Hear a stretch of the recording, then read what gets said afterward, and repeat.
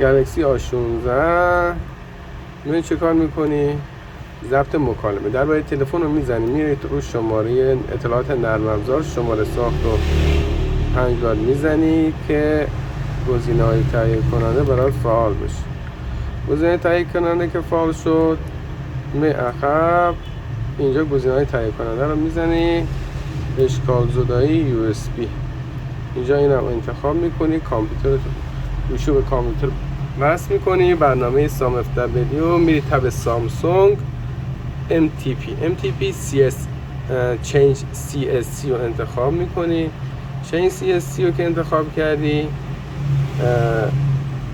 اینجا باید برنامه چیز رو وصل کنی، یه کامپیوتر وصل میکنی،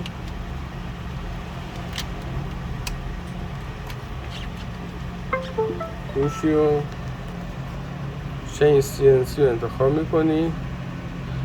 Change CNC که انتخاب شد، اینجا چی می‌نویسی؟ ILO که نوشتی، چنج رو میزنی. چنج رو که میزنی، یه گوشی دیگه با ریستارت میشه، برات ضبط مکالمه فعال میشه. میریم رو ضبط مکالمه که برای این بنده خدا ما فعال کردیم، میشه 112 112 رو میگیری، اینجا نوشته ضبط مکالمه، میزنی ضبط مکالمه دیگه خود به خود میفته رو گوشیش.